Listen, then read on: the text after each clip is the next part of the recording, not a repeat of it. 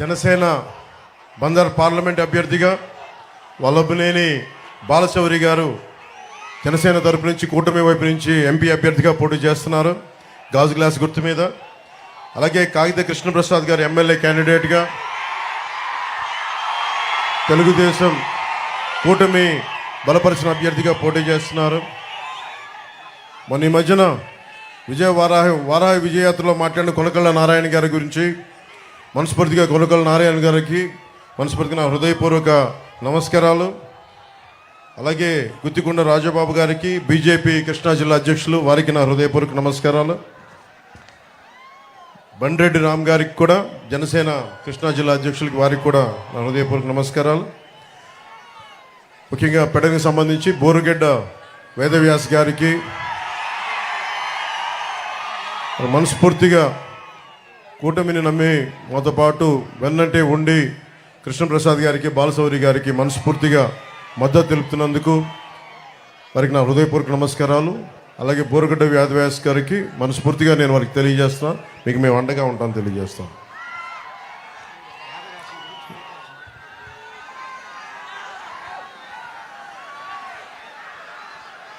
జగన్ నేను మాట్లాడుతా భీమవరంలో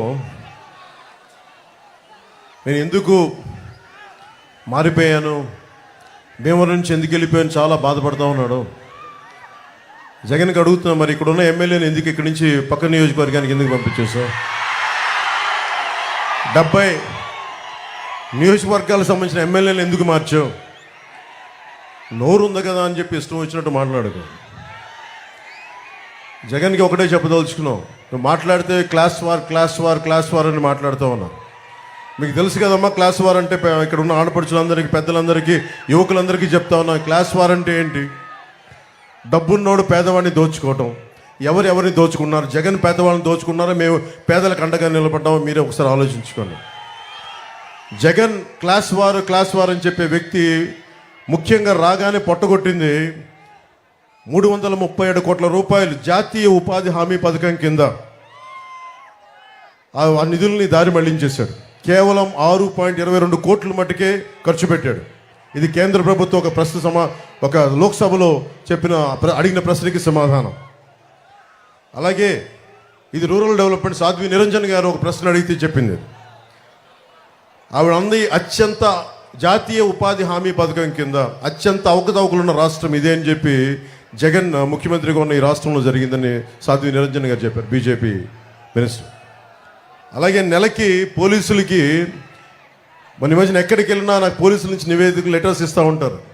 టీఏలు కానీ డిఏలు కానీ వాళ్ళకి సకాలంలో జీతాలు కానీ వాళ్ళకి వారంకోసారి సెలవు ఇస్తానని చెప్పి అది కూడా ఈరోజు దాకా మాట్లాడిన వ్యక్తి. ఇది పోలీసులు శ్రమని దోపిడీ చేస్తున్న వ్యక్తి. ఇతను క్లాస్ వార్ గురించి మాట్లాడతాడు. అలాగే ముఖ్యంగా మనకి పెడననగానే గుర్తుకొచ్చేది మత్స్యకారులు. అత్యంత మంచి తీర ప్రాంతం ఉన్నది. అలాంటి చోట్ల మత్స్యకార యువతకి మత్స్యకారులకి ఏమాత్రం ఉపాధి కల్పించలేకపోయాడు. పైహెచ్చు ఉపాధి కల్పించకుండా GO 217 అని చెప్పి ఈ రోజున మత్స్యకారులు పొట్టగొట్టడానికి ఇన్లాండ్ ఫిషర్మెన్ అందరికీ దెబ్బ కొట్టడానికి ప్రయత్నిస్తే జనసేన ముందుకొచ్చి ఆ GO 217ని మన నర్సపూర్లో చించేసాం. దాన్ని ఏమాత్రం ఖాతరు చేయకూడదు. అలాగే భవన నిర్మాణ కార్మికుల సంక్షేమ నిధి 450 కోట్ల రూపాయలు, దాదాపు 30 నుంచి 40 లక్షల మంది భవన నిర్మాణ కార్మికుల సంక్షేమ నిధిని దారి మళ్లించి దోపిడీ చేసిన వ్యక్తి. 900 చేనేత సంఘాలకి 80 లక్షల నుంచి ₹1 కోటి దాకా ఆప్కో నుంచి రావాల్సిన నిధుల్ని రానివ్వకుండా చేసిన వ్యక్తి.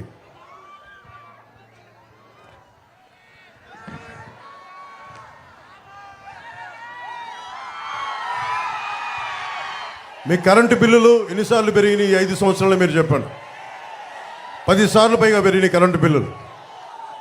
₹5 యూనిట్ కరెంట్ వచ్చే పరిస్థితుల్లో చంద్రబాబు నాయుడు గారు ఉన్నప్పుడు పవర్ పర్చేజ్ అగ్రిమెంట్స్ అని చెప్పి 20 సంవత్సరాలకి యూనిట్కి ₹5 ఆయన ఒప్పందం చేసుకుంటే రాగానే అది రద్దు చేసి పీక్ టైంలో దాన్ని ₹18 ఖర్చు పెట్టి మీకు దానివల్ల మీకు 10 సార్లు పెరిగిపోయింది. 5 సంవత్సరాల్లో 10 సార్లు పెరిగిపోయింది. పోయినసారి ఆయన ఉన్నప్పుడు కనీసం ఒక్కసారి కూడా పెంచలేదు మనకి ఖర్చులు. టీడీపీ ఉన్నప్పుడు కనీసం ఒక్కసారి కూడా ఖర్చులు పెంచలే. ఈరోజు ఇతను రాగానే ఈ ఛార్జీలు పెంచేశాడు, కరెంటు ఛార్జీలు. దానివల్ల మీకు 27,500 కోట్ల రూపాయలు మీకు సంబంధించిన డబ్బుని దోపిడీ చేసిన, అందుకే మీకు 10 సార్లు మీరు కరెంటు బిల్లు ఎక్కువ కట్టాల్సి వస్తుంది.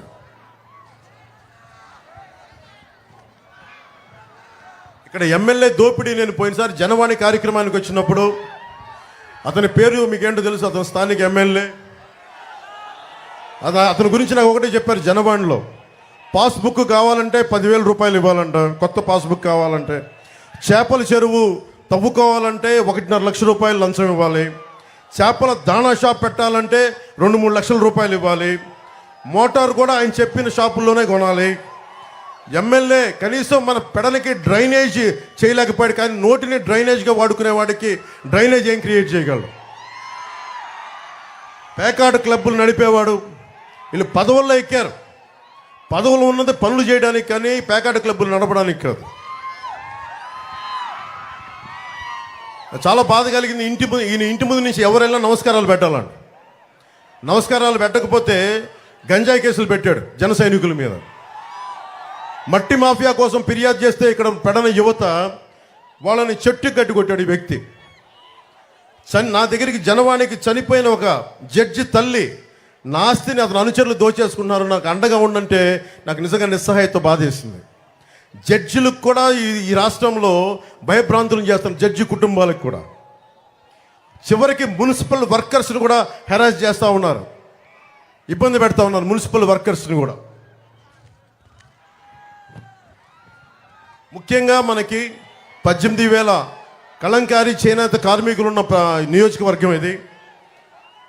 నేను ఈ నియోజకవర్గంలో తిరిగి దాని గురించి ఇన్ఫర్మేషన్ వస్తామంటే, పద్మనాభంగా భార్య నాగలీలావతి, వీళ్ళిద్దరూ ఒక బిడ్డ. చేనేత సంఘాలు ఈ వైసీపీ ప్రభుత్వం డబ్బులు ఇవ్వకపోవటం వల్ల, వాళ్ళకి రావాల్సిన బకాయిలు ఇవ్వకపోవటం వల్ల 3 లక్షలు అప్పు చేసి, అధిక వడ్డీతో అప్పు చేసి, అప్పు తీరే మార్గం లేక బిడ్డతో సహా 3 ఆత్మహత్య చేసుకుని చచ్చిపోయారు. అలాంటి చేనేత చావులు ఉండకూడదు, అదే మా ఆకాంక్ష, అదే మా ఆశయం. చంద్రబాబు గారు, మేము తెలుగుదేశం, జనసేన, భారతీయ జనతా పార్టీ ముఖ్యంగా చేనేత కార్మికులకి, కలంకారీ కార్మికులకి మేము మీకు అండగా ఉంటాం. మీ చేత మేము కన్నీరు పెట్టించాం, మీకు అండగా ఉంటాం. అలాగే కలంకారీ గురించి కూడా మీకు జిఐ ట్యాగ్ ఉంది. మీకు మీ వర్క్ని ఎవరు కూడా దాన్ని కాపీ చేయడానికి లేదు, కాపీరైట్ ఉన్నది మీకు. కేంద్ర ప్రభుత్వం నరేంద్ర మోదీ గారు నాయకత్వంలో ప్రధానమంత్రి గారికి చెప్పి మరి మిమ్మల్ని ఎవరు కాపీరైట్, మిమ్మల్ని దోపిడీ చేయకుండా, మనకి పవర్ లూమ్స్ మిమ్మల్ని, మీ వర్క్ని కాపీ చేయకుండా చాలా బలమైన చట్టాలు పట్టుకొస్తాం. పవర్ లూమ్స్ మిమ్మల్ని ఇమిటేట్ చేసి మిమ్మల్ని మీ బతుకు తెరువును కొడతా ఉన్నాయి. ఆ కొట్టే పరిస్థితులు మేము ఆఫ్ చేసి మీకు అండగా ఉంటాం. ముఖ్యంగా కలంకారీ చేనేత కార్మికులందరికీ మేము మీకు అండగా ఉంటాం.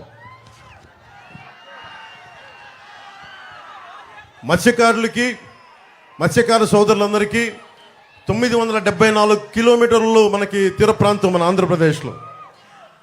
మనకి భారతీయ జనతా పార్టీ ప్రధానమంత్రి గారు ఈ మేనిఫెస్టోలో, ప్రత్యేకించి ఎన్డీఏ మేనిఫెస్టోలో నీలి విప్లవం, మనకి రొయ్యలు కానీ చేపలు కానీ మనకి సముద్ర కోస్తా తీర ప్రాంతాన్ని ఆనుకున్న ప్రతి ఒక్కరికి కూడా దాదాపు జట్టీల నిర్మాణం, హై టెక్నాలజీతో పాటు డ్రోన్స్ వాడి ముఖ్యంగా మత్స్యకారులకి అండగా ఉండేలాగా, మీకు సంపద పెరిగేలాగా మనకు మోదీ గారు ప్రత్యేకమైన ఇది మనకి మేనిఫెస్టో పట్టుకొస్తా ఉన్నారు. అది మేము చాలా బలంగా ఇంప్లిమెంట్ చేస్తాం, మీకు అండగా నిలబడతాం. అలాగే మహిళలకు కూడా మిమ్మల్ని మీ కాళ్ళ మీద నిలబడేలాగా మీకు అండగా ఉండేలా మీకు ముఖ్యంగా మహిళలకు ఉంటాం. ముఖ్యంగా రైతాంగం, చాలాసార్లు ఇక్కడ తుఫాన్లు వచ్చినప్పుడు రైతాంగం పెట్టిన కష్టాలకు మేము అన్ని ప్రత్యేకించి చూశాను. నేను ఈ రోజున నేనున్నది దశాబ్దంగా మీకోసం పనిచేస్తూ ఉన్నాను. ఈ రోజున కృష్ణప్రసాద్ గారిని గెలిపించమని కోరుకుంటా ఉన్నాను, బాలశౌరి గారిని గెలిపించమని కోరుకుంటున్నాను. జనసేన, తెలుగుదేశం, భారతీయ జనతా పార్టీ ఎన్డీఏ ప్రభుత్వాన్ని గెలిపించమని కోరుకుంటున్నాను. కానీ నేను ఈ రోజున ఏదో వాగ్దానాలు చేసి మేమందరం వెళ్ళిపోవట్లా. ఈ రోజున మా 21 మంది ఎమ్మెల్యే అభ్యర్థులందరికీ, 2 ఎంపీ అభ్యర్థులందరికీ ప్రమాణం చేయించాను. ఆంధ్రప్రదేశ్ని మేము బంగారం మాకు గుండెల్లో పెట్టుకొని కాపాడుకుంటాం. ప్రజలకి ఏ కష్టం వచ్చినా మేము ముందు ఉంటాం. దశాబ్దం అధికారం లేకుండా ఏమి ఆశించకుండా పనిచేశాం. మీరు మనస్ఫూర్తిగా మీరు అండగా ఉంటున్నారు, నాకు తెలుసు ఆ సంగతి. కానీ భారీ మెజారిటీ కావాలి. జగన్ అనే వ్యక్తికి భయం వేయాలి. ఈ ఎమ్మెల్యే పేరు చెప్పమంటారా వద్దా? మీరు చెప్పండి. అతనికి అంత స్థాయి ఉందమ్మా, నోట్లోని చెప్పేంత స్థాయి ఉంది అతనికి.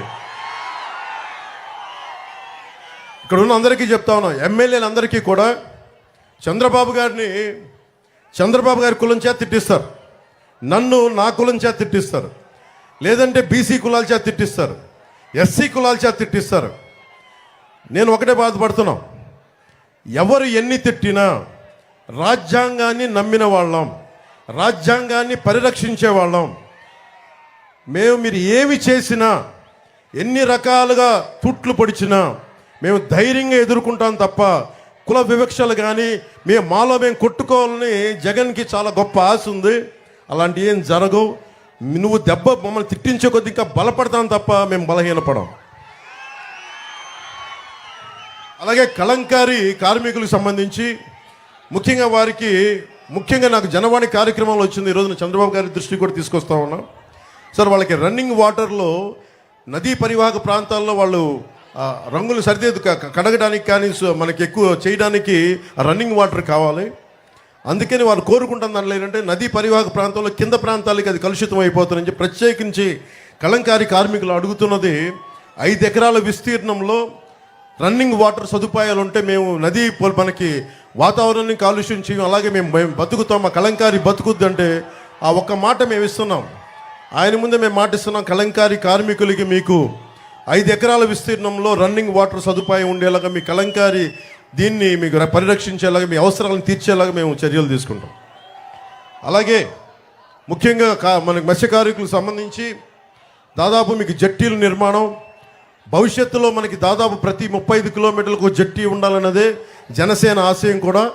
దానిని ఎన్డీఏ ప్రభుత్వం రాగానే ముందు 13 జట్టీలతో నిర్మాణం చేసి ఆ తర్వాత ఒక్కొక్క జట్టి చేస్తే దాదాపు 55,000 మందికి ఉపాధికి అవకాశం కలిగించే బలమైన అవకాశాలు ఉన్నాయి. అలాగే ముఖ్యంగా యువతకి ఉపాధి అవకాశాలు లేవు, డబ్బులు లేవు, ఉద్యోగాలు లేవు, డిఎస్సి లేదు. మనకి సరైన ముఖ్యంగా ఉపాధి అవకాశాలు ఎలా కావాలంటే మీకు బలమైన ప్రభుత్వం ఉన్నప్పుడే మనం ఏదైనా తీసుకురాగలం. ప్రతి పాస్బుక్కి 10,000 అడిగే ఎమ్మెల్యే ఉంటే మనకి ఉద్యోగాలు ఉపాధి అవకాశాలు రావు మనకి. నేను చెప్తున్నాను, నీకు మా మాటగా చెప్తున్నాను, జనసేన అధినేతగా చెప్తున్నాను, ఎన్డీఏ భాగస్వామిగా చెప్తున్నాను. మీరు యువత మమ్మల్ని మనస్ఫూర్తిగా బలంగా నమ్మండి. ఒక్క అవకాశం ఇవ్వండి, ఒక్క ఛాన్స్ ఇవ్వండి అంటే మొత్తం నాశనం చేశాడు రాష్ట్రాన్ని జగన్. మేము నిలబడతాను మీకోసం, మేమందరం బలంగా నిలబడతాం. చంద్రబాబు గారి అనుభవం చాలా చాలా అవసరం. వైసీపీ వ్యతిరేక ఓటు చీలకూడదని పదే ఎందుకు చెప్పానంటే మనకి పెడలలో రైతు కన్నీరు పెట్టకూడదు, చేనేత కళాకారులు బాధపడకూడదు. అలాగే ప్రతి ఒక్కరు కూడా ఆనందంగా ఉండాలి, ఉపాధి అవకాశాలు రావాలి, సకాలంలో ఉద్యోగాలు రావాలి. మీరు జగన్ అని చెప్పే పచ్చి అబద్ధాల్లో మద్యపానాన్ని నిషేధిస్తానని వచ్చిన వ్యక్తి ఈ రోజున సారా వ్యాపారిగా తయారైపోయాడు. గుంటూరు నుంచి కానీ ప్రతి నియోజకవర్గం నుంచి నాకు వచ్చేది మనుషులు వచ్చి భర్తల్ని తీసుకొచ్చి ఆడపడుచులు, అన్న మా ఆయన నరాలు దెబ్బతినేస్తుంది, బిడ్డలు తమ పిల్లల్ని కొడుకులను తీసుకొచ్చి 18, 20, 22 ఏళ్లకి ఆ కల్తీ మందు తాగేసి నరాల బలహీనతతోటి ప్యాన్క్రియాటిక్ డిసీజెస్, లివర్ డిసీజెస్. ఎందుకంటే దీనికి 5 సార్లు శుద్ధి చేయాల్సిన మద్యపానాన్ని కేవలం 2 సార్లకే పరిమితం చేసి ఎక్కువ 2,000 లీటర్లు చేసే చోట 6,000 లీటర్లు అవుట్పుట్ తీసేటప్పటికి క్వాలిటీ పోయి ఈ రోజున మొత్తం మనకి ఆరోగ్యాలు పాడైపోతూ ఉన్నాయి. మా నాన్న అబ్కారీ శాఖలో పనిచేసిన వ్యక్తి, పోలీస్ నుంచి. సో మా నాన్న చెప్పే చాలాసార్లు చూస్తా ఉన్నాను, కల్తీ మందు ఇవ్వకూడదు, నిర్మోహమాటంగా చెప్తున్నాం. మందు అనేది ఏమైపోయిందంటే ప్రత్యేకించి మన ఈ మధ్యన కూడా వైసీపీలు చేయని నాయకులు మాట్లాడుతూ ఉన్నారు, మేము కూర్చోబెట్టి మేము మందుని ఎంకరేజ్ చేస్తున్నామని చెప్పి. ఈ రోజున మనకి మద్యపాన నిషేధం నేను 2019లో చెప్పింది. ఆంధ్రప్రదేశ్లో మన గతంలో ఎన్టీ రామారావు గారి హయాంలో కూడా మద్యపానాన్ని నిషేధించి ప్రయత్నం చేశారు, ఆ రోజు కూడా కుదరలేదు. ముఖ్యంగా మన ఆంధ్రప్రదేశ్ అటువైపు వెళ్తే యానాము, ఒరిస్సా, ఛత్తీస్గఢ్, తెలంగాణ, తమిళనాడు, ఇన్ని బాటిల్ని షేర్ చేసుకొని మద్యాన్ని నిషేధించడం చాలా కష్టమైన పని. అలా కనీసం మనకు కావాల్సిన ఆరోగ్యాలు చెడగొట్టుకున్న మందు కావాలి అని చెప్పి దీంట్లో భాగంగా ఉంటే ఈ వ్యక్తి కల్తీ మందు చేసి మద్యాన్ని నిషేధిస్తానని చెప్పి వచ్చిన వ్యక్తి దాదాపు 40,000 కోట్ల రూపాయలు ఈ రోజున డబ్బులు సంపాదించి ఆ డబ్బుతోటి ఈ రోజున మీ అందరికీ ఓట్లు కొనడానికి ప్రయత్నం చేస్తూ ఉన్నాడు. మీరు దయచేసి దీన్ని ఆలోచించండి. ఆడపడుచుల పసుపు కుంకాలు తీసేస్తున్నాడు జగన్ కల్తీ మందు పెట్టేసి. దీనిని మీరు చాలా చాలా తన్ని తగలేయండి. వైసీపీ నాయకులను చెప్తున్నాను, దయచేసి మీరు బాధ్యత తీసుకోండి. యువతకి చెప్తా ఉన్నాం, ముఖ్యంగా యువతకి, మీరు పోరాట పటిమ లేకపోతే, మీరు ఆలోచించకపోతే 2019 ఎన్నికలు ఎట్లా అయిపోయినాయి చూడండి. 2024 5 సంవత్సరాలు కాలచక్రం కిరణం తిరిగిపోయింది. డిగ్రీ ఉన్నవాళ్ళు ఈ రోజున ఉద్యోగాలు లేకుండా అయిపోయారు. మనకి నరేంద్ర మోదీ గారు చెప్తాను 2047 అని. ఈరోజు దారి పడుతూ ఉన్న చిన్న పిల్లలు, వేదిక పైన ఉన్న చిన్న పిల్లలు అందరూ కూడా 2047కి మీరు 30 ఏళ్ళు వచ్చేస్తాయి. మీ అందరికీ బలమైన ఉద్యోగాలు కావాలి, ఉపాధి అవకాశాలు కావాలి. ఇక్కడున్న ఎమ్మెల్యేలు మనకి జగన్ వీళ్ళు డబ్బులు సంపాదిస్తే సరిపోదు, అడ్డగోలుగా దోచేస్తూ ఉన్నారు. మనకు కావాల్సింది త్రికరణ శుద్ధిగా మీకోసం నిలబడే ప్రభుత్వం. మేము మీకోసం నిలబడే వాళ్ళం, పదవుల కోసం ఆశించే వాళ్ళం కాదు. చంద్రబాబు గారి కానీ పాప ఆయన కూర్చొని ఆయన స్థాయిని ఆయన తగ్గించుకున్నారు రాష్ట్ర ప్రజల హితువు కోసం. నాకింత బలం ఉండి నేను కూడా నా స్థాయిని తగ్గించుకున్నాను. భారతీయ జనతా పార్టీ కూడా అలాగే వాళ్ళ స్థాయిని తగ్గించుకున్నారు. మేమందరం కూడా కలిసికట్టుగా ఎందుకున్నామంటే, ఇక్కడున్న ఆడపడుచు కన్నీరు పెట్టకూడదు, ఉద్యోగులు కన్నీరు పెట్టకూడదు, సకాలంలో జీతాలు రావాలి, ముఖ్యంగా యువతకు ఉపాధి అవకాశాలు రావాలి. ఇక్కడి నుంచి విదేశాలకు వెళ్ళిపోయే అవకాశం ఉంది, కానీ మన స్థానికంగా మన పెడల్లో ఉద్యోగాలు వచ్చే అవకాశాలు లేవు. భవిష్యత్తులో ప్రభుత్వం ఏం చేస్తారని చంద్రబాబు నాయుడు గారు చెప్తారు. కృష్ణా జిల్లాలో ముఖ్యంగా దాదాపు నాకు జనవాణి కార్యక్రమంలో 56 ఫ్లోరైడ్ ప్రాంతాలు ఉన్నాయి. ఎక్కడో మేము ఉద్దానంలో నుంచి విన్నాను, కానీ మనకి కూడా కృష్ణా జిల్లాలో కూడా వచ్చేసినాయి అని. దాదాపు 40 లక్షల ఇళ్ళకి కనీసం మంచినీటి సౌకర్యం లేదు. చర్మ వ్యాధులు, కిడ్నీ వ్యాధులు అన్నీ కూర్చొని ఈ ఫ్లోరైడ్ బాధిత గ్రామాలు కృష్ణా జిల్లాలో పెరిగిపోయినాయి. ముఖ్యంగా మచిలీపట్నం, అవనిగడ్డ, పెడన, కొండూరు, కృత్తివెన్ను, మైలవరం, నందిగామ, కంచికచర్లలో ఇవి ఎక్కువైపోయింది. సో దీనికి కారణాలు ఏంటి? దీన్ని కూర్చోబెట్టి పనిచేసే వాళ్ళు కావాలి. అలాగే విపరీతమైన ఇసుక దోపిడీ ఏ స్థాయికి ఉందంటే, మనకి నదుల పాపం యువత స్నానాలకని వెళ్తే 76 మంది చనిపోయారు. యువత ఆ గుంతల్లో పడిపోయి అడ్డగోలుగా తవ్వేస్తే 76 మంది యువకులు చనిపోయారు. సీఎం ఇంటి పక్కనే ఉంది, జగన్ ఇంటి పక్కనే ఒక ఇల్లీగల్ రీచ్ ఉంది, ఇల్లీగల్ శాండ్ రీచ్. దాన్ని కూడా దృష్టిలో లేదు వాళ్ళకి. అంత అడ్డగోలుగా దోపిడీ చేస్తూ ఉన్నారు.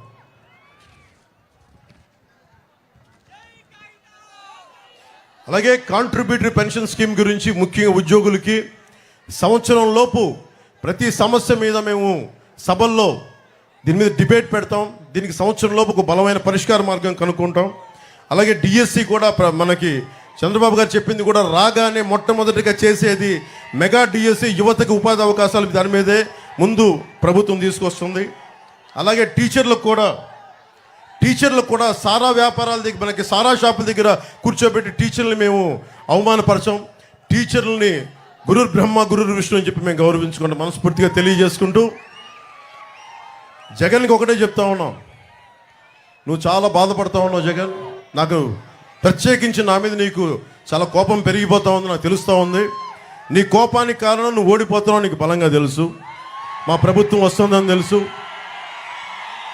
వచ్చాక ఒక్కొక్క వైసీపీ రౌడీ ఎమ్మెల్యే మాజీ ఎమ్మెల్యేలు అవుతారు. కాబట్టి యువతని, మహిళల్ని అడ్డగోలుగా మీరు ప్రజా సంపదను ఎలా దోచారు, మనకి ప్రకృతి వనరులను ఎలా దోచారు, మీ అందరినీ ప్రత్యేకించి మీకు శిక్ష పడేలా చేస్తామని మనస్ఫూర్తిగా తెలియజేసుకుంటూ, పెడన నియోజకవర్గ ప్రజలందరికీ, అన్నదమ్ములందరికీ, ఆడపడుచులు ప్రతి ఒక్కరికి కూడా మేము మీకు అండగా ఉంటాం. మా కూటమిని గెలిపించని మనస్ఫూర్తిగా కోరుకుంటున్నాం.